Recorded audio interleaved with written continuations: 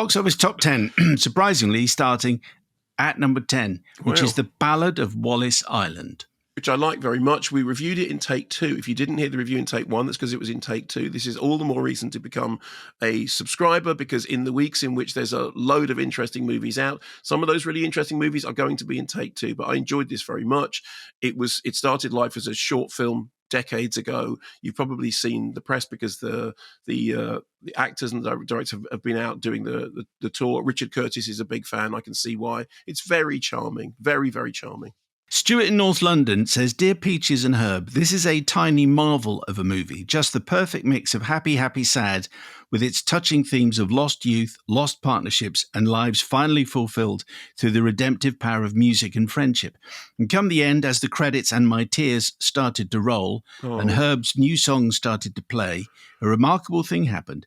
In total silence, the entire cinema, to a person, stayed in their seats, quietly absorbing what they'd just seen. No one spoke, no one moved, and it wasn't until the screen stopped scrolling that people gradually and still silently started to file out. Down with the usual and up with the usual and all the other stuff too. Thank you, Stuart, North London. It's also one of the cases, in the case of that song, we once had a discussion about movies in which the movie finishes with the title of the film. You know, like the last line of the movie is the title of the film. Okay. Well, The Ballad of Wallace Island finishes with The Ballad of Wallace Island. That's what they're all listening to. I see. Okay, that's really interesting. I can't remember why I was having this correspondence about songs. Were we talking about songs where the title doesn't appear in any of the song apart from how it finishes? Yes, and that's what it was. That's what it was, yes. And I think, because we're back in 1979, I think Up the Junction by Squeeze was 1979. And that being a perfect example of a song that doesn't say Up the Junction until the very payoff of the song. And so it's my assumption. Because it begins, I never thought it would happen with Me and a Girl from Clapham, but he doesn't say, so it's my assumption Up the Junction until the end. Yeah, you're quite right. Well, so Ballad of Wallace Island is that. Okay, that's good. Thank you, Stuart in North London. Number 9 is the Minecraft movie. A Minecraft movie. Yeah, it's a Jack Black movie that happens to take place in the Minecraft universe. Sinners is at number 8. It's done very well, has really, really held its own and good for it. And it's very nice that we've had so many emails from people who've really enjoyed it. Thunderbolts at number 7, and 7 in America as well. Yeah. As I said, I didn't get very much out of it, but we've had correspondence from people who got a lot more than I did out of it. And I'm just encouraged that people can find such depth and such empathy in films that, to me, didn't seem to have a lot going for it other than Florence Pugh. In Canada and America, the Phoenician Scheme is at 13. We have it at number 6. Yes, this is the sound of my teeth being on edge. No, nasty. Yeah. Is that it? Is that what you want to say? It's too Wes Anderson for me. There are people who love Wes Anderson. I think Mia Thrippleton is very, very good in it, but I found it impenetrable. But it appears to have been absolute, Marmite. It's people have either really gone for it or really been annoyed by it, and I was annoyed by it. Final Destination, Bloodlines, number 4 in Canada, number 5 here. And one of the best of the Final Destination series, and just goes to show in exactly the same way as Bride of Chucky that these things can produce oddly entertaining results when you're way past the point when you thought the series had any life in it at all.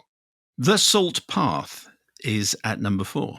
Well, this is Jason Isaacs and Gillian Anderson in this adaptation of a book which so many people have read. I was very privileged over the weekend that at Newlyn, Jason and Ray, the author of the book, did an onstage at the Newlyn Filmhouse.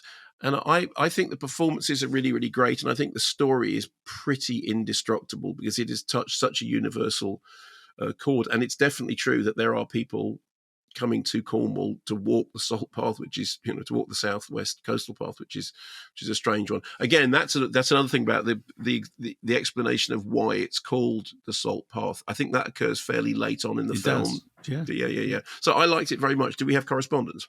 Yes, Stephen says, Dear Ray and Moth, long-term listener, first-time emailer, Mum and I went to see The Salt Path last Friday at our local Cineworld Enfield. And oh my goodness, what an utter joy. Full of laughter and tears.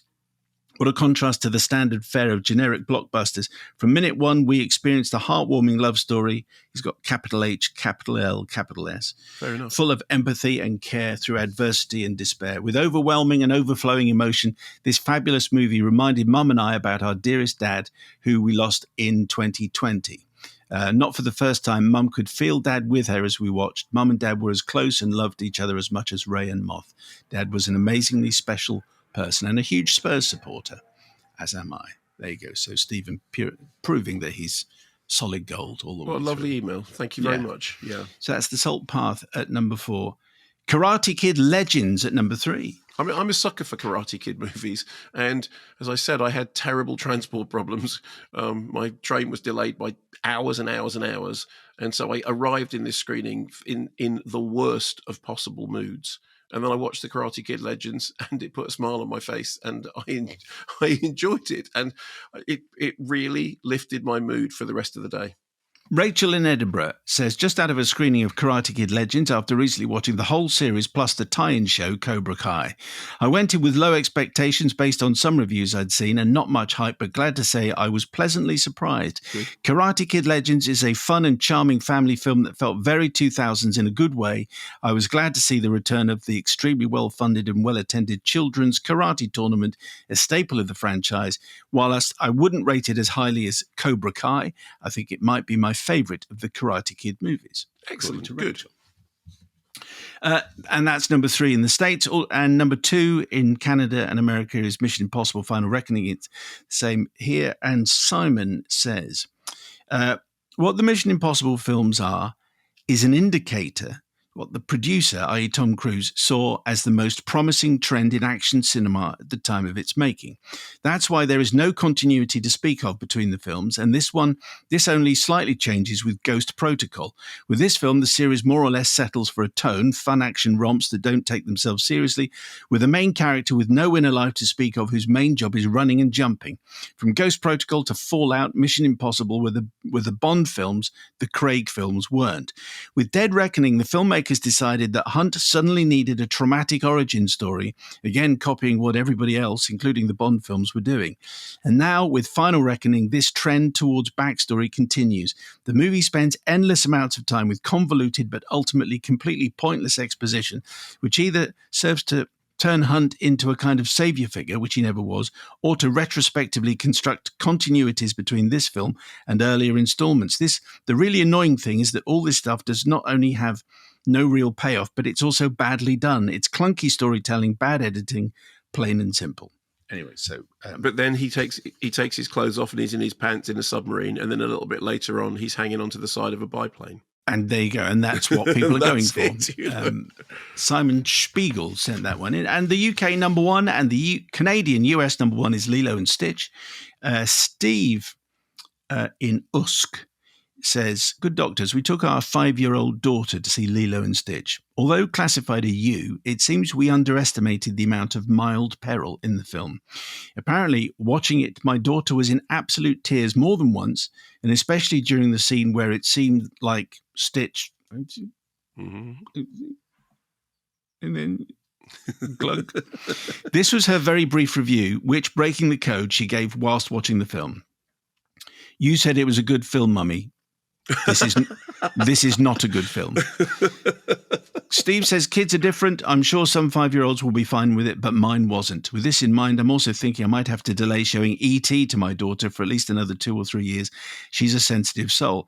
I mean, it's a point that we've made a lot over the many years, over the 20 years and beyond. And that is it. When it comes to particularly things like this, you're absolutely right. Some 5-year-olds will have a problem with it, and others will absolutely go see it and think it's fantastic. And all kids are different. And I remember going to see Toy Story, the first one, on my own, because it was a PG, to see whether my very young child one was going to be able to cope with it, because you think, I don't know, why is it a PG? So absolutely. So generally it's a U, but you should be warned that for some kids, it's too much. Well, it is worth saying that the BBFC advice says very mild threat, violence, and then it does say upsetting scenes.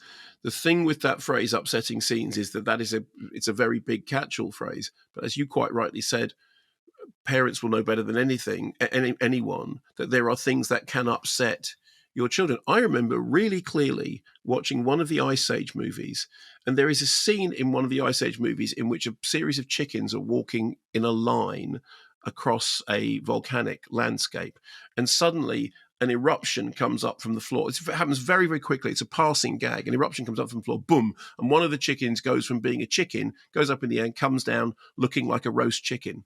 Yeah? Yeah. Child 2, who is now a grown-up and vegan adult, as is child 1, was absolutely inconsolable. And the gag lasts 2 seconds. Yeah. A lot of people wouldn't even have seen it. The things that upset young people are very, very, parents probably know what they are to some extent. And I sort of kicked myself that it hadn't even occurred to me, because it happens so fast. But they notice things, and of course they can get under their skin. So, I mean, thanks for the email. It does go to show that it is perfectly possible for people to be very, very upset about things that you might not think are upsetting. Just before we move on, just looking at that chart. So Yeah. Minecraft movie, Thunderbolts, Final Destination, Karate Kid, Mission Impossible, Lilo and Stitch. Yes. They are all big films, which I imagine cinema is very grateful for. And that's 7 movies in the top 10 that are huge. They are also franchises. So Lilo and Stitch obviously is a known commodity. Mission Impossible franchise, Karate Kid franchise, Final Destination franchise, Thunderbolts franchise.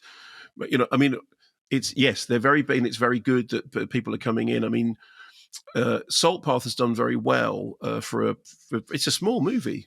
Saltpath is a small movie, and it's in there between Karate Kid Legends and Final Destination Bloodlines. And certainly down here where I am, the weather was pretty good over the weekend. So that's actually very good as well.